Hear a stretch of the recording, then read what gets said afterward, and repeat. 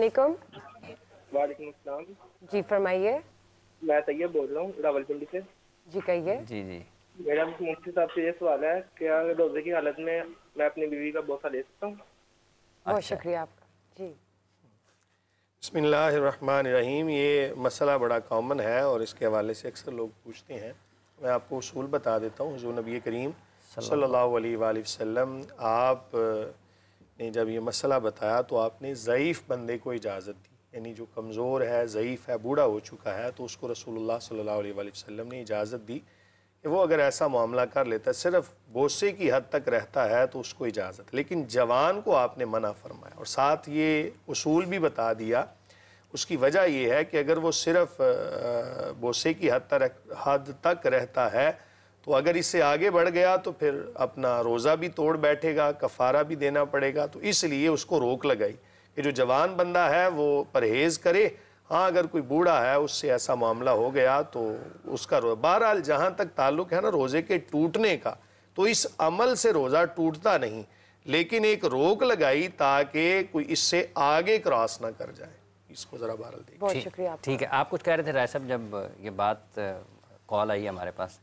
जी जी। वो मैं पिछले क्वेश्चन जो आया था उसके बारे में कुछ कहना चाह रहा। चलो आप प्लीज बताइए। मुझे मेरे ख्याल में मेरे ज़हन में निकल गया कि पिछला क्वेश्चन क्या था। असल में ख्वाब के हवाले से ना आपने कहा था ना कि डर, वो मैं बता रहा था कि वो उसमें बेसिकली इंसान को अपनी सोच जो है उसको मुस्बत रखना चाहिए, तो फिर इस तरह के ख्वाब भी नहीं आएंगे। अपनी सोच को मुस्बत रखें। जो बंदा दिन में देखता है ना, जो मामला करता रहता है, जो चीजें देखता रहता है, अमूमी तौर पे वो ख्वाब देखिए जी, नेगेटिव ना बंदा सोचे, मुस्बत सोचे, लोगों के बारे में अच्छा सोचे, अपने बारे में अच्छा सोचे, तो मैं समझता हूँ कि बहुत बेहतर। मुझे एक बंदा कहता है जी मुझे डरावने ख्वाब आते हैं। मैंने जब तहकीक की, मैंने कहा दिन में क्या करते हो, तो उसने कहा जी मैं एक आध मूवी देखता हूँ। तो अब मूवी के अंदर जो वो डरावनी चीजें या जो चीजें देखता था वही उसको ख्वाब के अंदर नजर आती थी।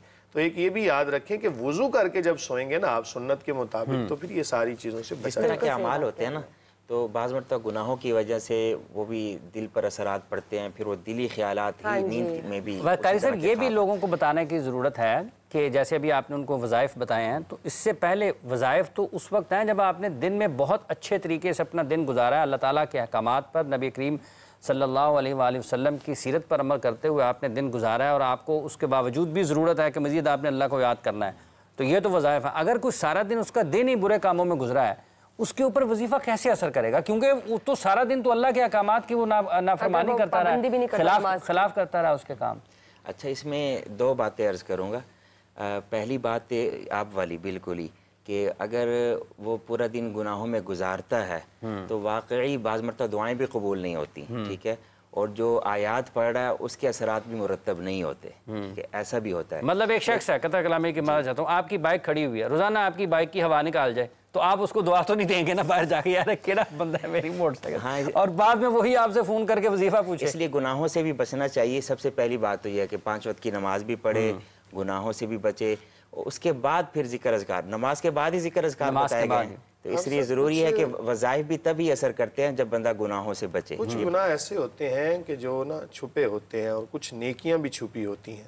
तो मैं यहाँ पर ये भी बताता चलूँ कि हमें ना अपनी ज़िंदगी में कुछ नेकियां ऐसी करनी चाहिए कि जो बिल्कुल छुपी हों और वो आपको उस वक्त में काम आएंगी जब आपको कहीं से रास्ता नजर नहीं आ रहा होगा, उस वक्त आपको वो रास्ता दिखाएंगे। तो अपनी ज़िंदगी में कुछ नेकियां भी ऐसी रखें कि जिनका सिर्फ आपको पता हो या आपके रब को। अल्लाह अकबर, अल्लाह अकबर। देखना वो खूब बात कर दिया। जो मैं दूसरी बात करना चाह रहा था वो एक कॉलर ले लें कारी साहब। जी, एक कॉलर ले लें। अस्सलाम वालेकुम, अली बात कर रहा हूँ लाहौर से। जी जी। मैं आपका हर रोज प्रोग्राम देखता हूँ और बहुत अच्छा लगता है मुझे। ये जो कारी साहब बैठे हैं ना, हर वक्त मुस्कुराते रहते हैं, माशाल्लाह, अल्लाह पाक इनकी मुस्कुराहट हमेशा कायम रखे। मेरा इनसे एक सवाल है।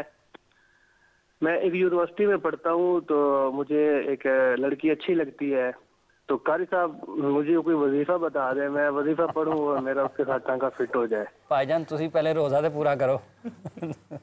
ठीक हो गया जी, वजीफा बताइए। टांका फिट होने वाला ये अल्लाह, पहले रोजा दे मसला हो जाए तो लोग इस तरह के सवाल रोजा दे पूरा करो, अल्लाह ले।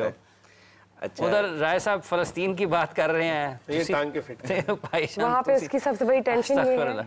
अच्छा, मैं जो दूसरी बात करना चाह रहा था वो ये थी कि बाज़ लोग ऐसे कि जो फासिक भी हों और बाज़ काफिर भी हों, चाहे जब वो अल्लाह का नाम लेते हैं और अल्लाह का ज़िक्र करते हैं तो बुज़ुर्गों ने ये बात लिखी है और उनका मुशाहिदा भी है कि ये ज़िक्र उन काफिरों को भी फ़ायदा दे जाता है और उनके दिल को सुकून दे जाता है, चूँकि अल्लाह का नाम है। जब अल्लाह को कोई पुकारेगा, है तो उसका बंदा ही, है तो इंसान ही, तो उसके दिल को भी अल्लाह ताला सुकून अता फरमा देंगे। तो ये जो वज़ाइफ हम पढ़ते हैं, अगर कोई गुनाहगार भी होगा ना, अगर वो बार बार पढ़ेगा, बार बार पढ़ेगा, मेरा मकसद हरगिज़ ये नहीं है, मेरा मकसद ये है कि जो लोग वज़ाइफ के लिए पूछते हैं, हमें साथ में उन्हें ये पैगाम भी देना चाहिए कि आप ये वजीफ़ा भी पढ़ें ताकि आपकी ज़िंदगी में सुकून आए, लेकिन जो आप 16 घंटे दिन में शाम में गुजारते हैं उनमें भी तो सुकून वाले काम करें ना। यही की थी ना कि अमाल अच्छे होने चाहिए। अब ये जो साहब ने फ़ोन किया है कि इनकी शादी ज़रा जहाँ पे ये चाहते हैं वहाँ हो जाए, अब आप मशहूर हो गए हैं, आप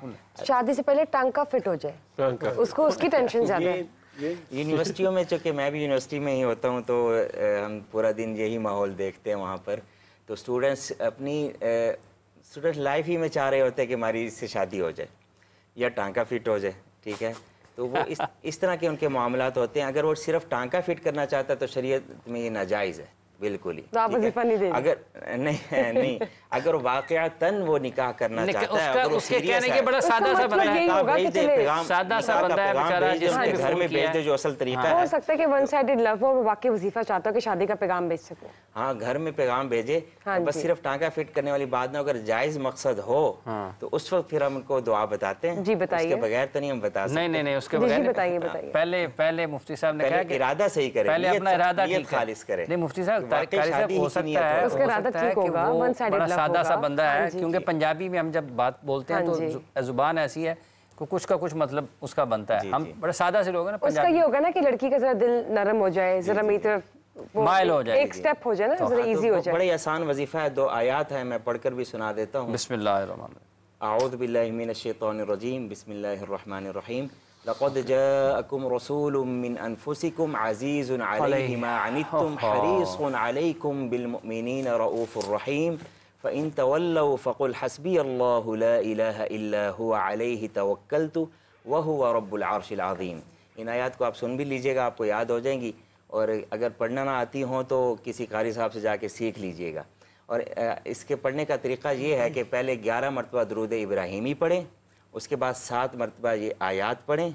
ज़ाहिर है कि यूनिवर्सिटी में है तो कोशिश में थोड़ी सी ये करनी होती है कि अगर आप वाकई ख़ुतबा निकाह भेजना चाहते हैं और पैगाम निकाह भेजना चाहते हैं तो उसका तरीक़ाकार ये कि उनके यहाँ कोई मिठाई वगैरह भेज दें और उस पर ये पढ़कर भेज दें, तो इंशाअल्लाह ताला पैगाम जो ही भेजेंगे नरम हो जाएगा इंशाअल्लाह। कारी साहब कह रहे हैं मिठाई भेजिए, हलवा भेजें, मिठाई भेजिए, मीठी चीज़ भेजें। मकसद ये है कि कोई मीठी चीज़ भेजें तो बरकत हो जाती है उसमें, बरकत हो जाए। अच्छा, एक और अक्सर हम बात कहा करते हैं कि अगर आप कहीं शादी करना चाहते हैं तो कंजूसी का मुजाहरा भी ना करें, वाकई सीरियस है तो मिठाई भेजें, कोई गिफ्ट पेश करें। ये जरा थोड़ी सी लैंग्वेज भी चेंज कर लें, अगर टांके की जगह को अच्छा लफ्ज़ भी इस्तेमाल करें, बोल देते हैं वो ज्यादा टांका फिट, सिर्फ टांका फिट करना नाजायज है। ये मुफ्ती साहब फतवा देंगे। वो कहते हैं ना कार्रवाई से भेजना है तो अच्छा तरीका, वो कहते हैं कार्रवाई से हज़फ कर लें तो ज्यादा। हाँ, ये इसको एक्सपेंस कर देंगे जनाब स्पीकर, इसको लफ्ज़ जो है इनको हज़फ कर दिया जाए।